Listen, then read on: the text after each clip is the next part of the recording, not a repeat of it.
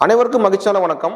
இப்ப நான் பார்க்க போற டாபிக் என்ன அப்படின்னா அட்டவணை பார்க்கலாம். அட்டவணை என்ன சொல்லிட்டு பார்த்தலாம். அதாவது நம்முடைய இந்திய அரசியலமைப்பு 1950 வெளிவந்துச்சு இல்லையா? 1950 வெளிவந்த போது 1950 வெளிவந்த பொழுது ஜான் 26 இம்ப்ளிமெண்ட் பண்ணாங்க இல்லையா? அப்ப வந்த போது எத்தனை அட்டவணைகள் இருக்குன்னு சொல்லிட்டு பார்த்தோம். அதாவது ஆரம்பத்துல வெளியிடப்படும் போது 8 அட்டவணைகள் 22 பகுதிகளையும் 395 விதிகளையும் கொண்டிருந்துச்சு. இது வந்து அட்டவணை, இது வந்து பகுதி, இது வந்து விதின்னு சொல்லுவாங்க. ஓகேவா? இப்படி இருந்து போது வெளிவந்துச்சு இல்லையா? இப்ப ரீசெண்டா எவ்வளவு இருக்குன்னு சொல்லிட்டு பார்த்தோம் அப்படின்னா அட்டவணைகள் பார்த்தோம்னா 12 அட்டவணைகளையும் 25 பகுதிகளையும் 450க்கும் மேற்பட்ட அதிகமான விதிகளையும் கொண்டு இப்ப இருக்கு. இதுல என்ன பார்க்க போறோம் அப்படின்னா இந்த 12 அட்டவணை மட்டும் பார்க்க போறோம். சரியா? ரைட்.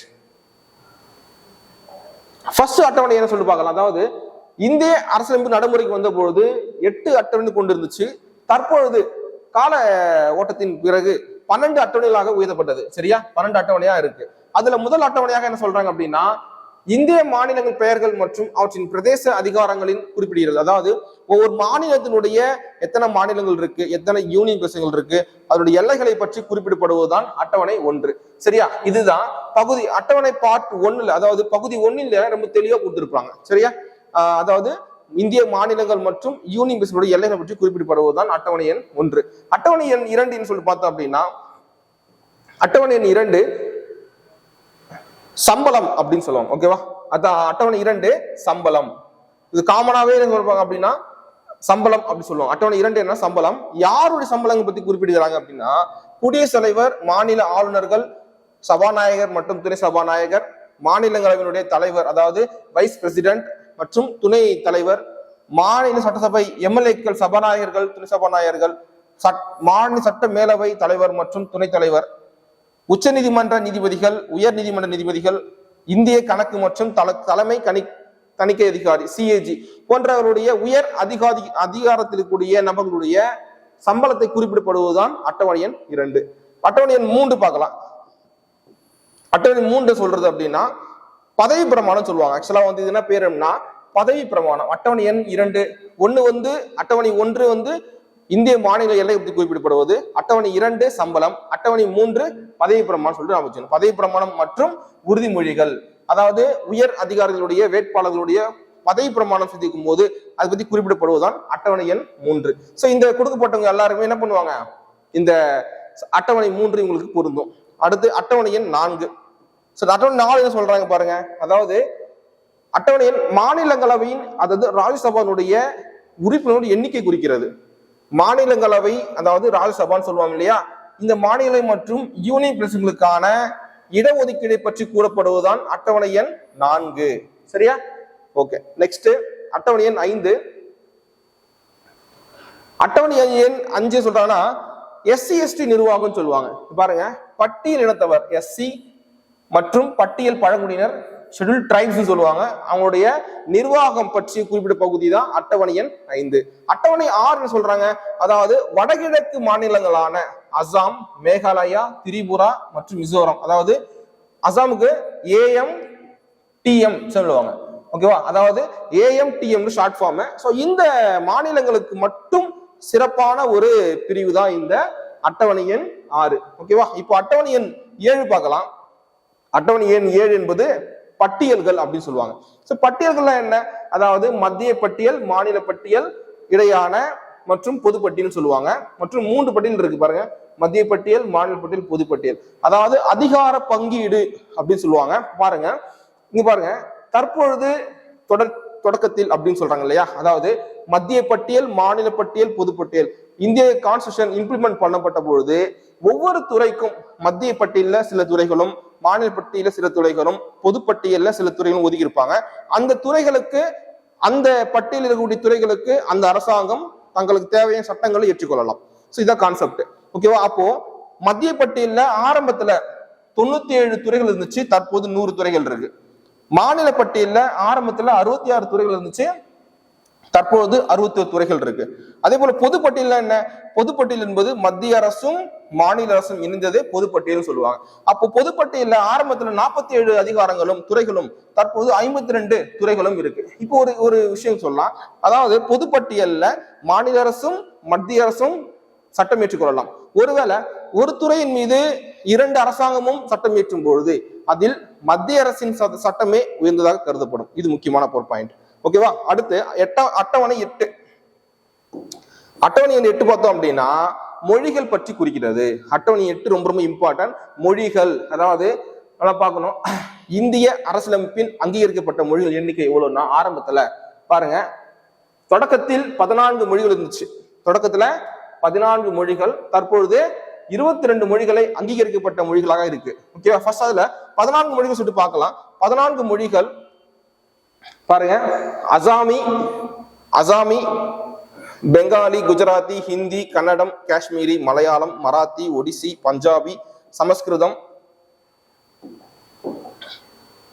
தமிழ், தெலுங்கு, உருது. இந்த 14 லாங்குவேஜஸ் வந்து ஆரம்ப காலகட்டத்தில், அதாவது கான்ஸ்டிடியூஷன் இம்ப்ளிமெண்ட் பண்ணும்பொழுது இருந்துச்சு. அதுக்கப்புறம் 8 மொழிகள் வந்து ஆட் பண்ணாங்க. ஸோ அது வந்து எப்படி ஆட் பண்ண சொல்லிட்டு பார்க்கலாம். அதாவது ஒவ்வொரு லாங்குவேஜ் ஆட் பண்ணும்போது சட்ட திருத்தம் கொண்டு வந்திருப்பாங்க. அந்த வரிசை கண்டு தெரியணும். 14க்கு அப்புறம் 15வது மொழியாக சேர்க்கப்பட்ட மொழி என்ன அப்படின்னு சொல்லிட்டு கேள்வி கேட்பாங்க. இப்ப பாருங்க, அதுல 15வது மொழியாக சிந்தி. இது வடமேற்கு பகுதியில் பேசப்படக்கூடிய ஒரு பகுதி. இது 1967 21வது சட்ட திருத்தத்தின்படி சேர்க்கப்பட்டது. அடுத்து 16வதாக கொங்கணி, இது கோவால பேசக்கூடிய ஒரு மொழி. பிறகு மணிப்பூரி, நேபாளி, இது 3மே பாத்தீங்க அப்படின்னா இந்த பகுதி பேசக்கூடியது. இந்த 3மே 92ஆம் ஆண்டு 1992ஆம் ஆண்டு 71வது சட்ட திருத்தத்தின்படி சேர்க்கப்பட்டுள்ளது. ஓகேவா? அடுத்து 19வது மொழியாக போடா, டோகிரி, 21 சாந்திலி, 22 மைத்திலி. இதெல்லாம் வந்து அந்த ஏரியால பேசக்கூடிய ஒரு மொழிகள். இது பார்த்தோம் அப்படின்னா 2003ஆம் ஆண்டு 92வது சட்ட திருத்தத்தின்படி சேர்க்கப்பட்டிருக்காங்க. சரியா? அடுத்து நெக்ஸ்ட் பார்க்கலாம். அட்டவணை எண் 9. அட்டவணை எண் 9 என்ன சொல்றாங்க? அதாவது நில சீர்திருத்தம் சொல்லுவாங்க. நில சீர்திருத்தம்.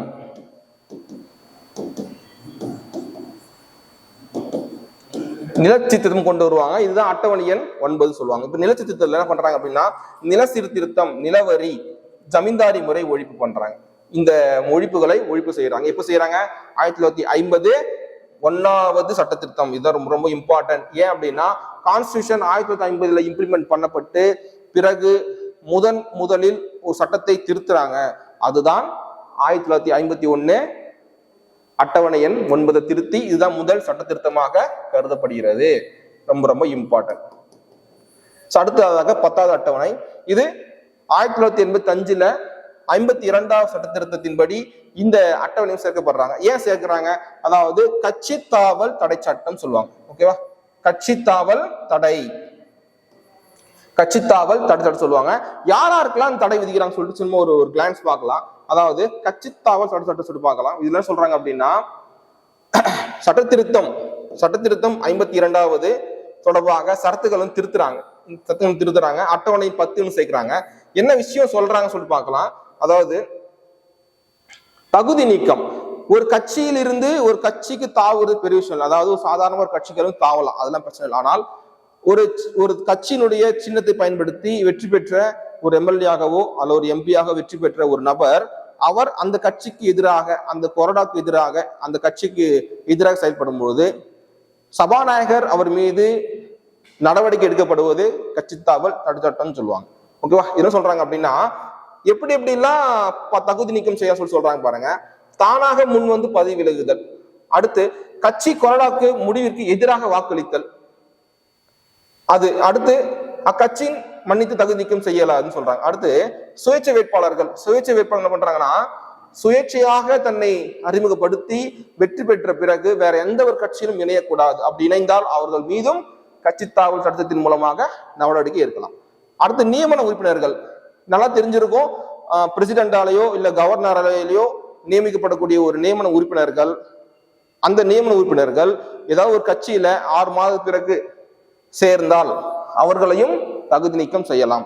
இது போலதான் வந்து கொடுத்திருக்காங்க. இதான் வந்து கட்சி தாவல் தடுத்துன்னு சொல்லுவாங்க. ஓகேவா? நெக்ஸ்ட் அட்டவணை எண் 11. அட்டவணை எண் 11 பார்த்தோம் அப்படின்னா 1992ஆம் ஆண்டு 73வது சட்ட திருத்தத்தின் மூலமாக சேர்க்கப்பட்டதுதான் பஞ்சாயத்து ராஜ் அப்படின்னு சொல்லுவாங்க. ஓகேவா?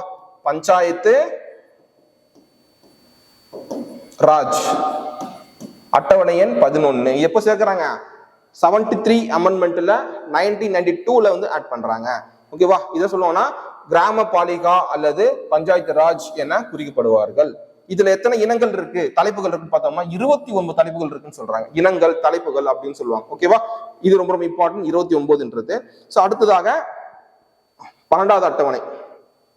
12வது அட்டவணை ரொம்ப சிம்பிள் தான், அதே தான். அது வந்து 73 இல்லையா, இது 74வது சட்ட திருத்தம். இதுவும் 1992ல கொண்டு வராங்க.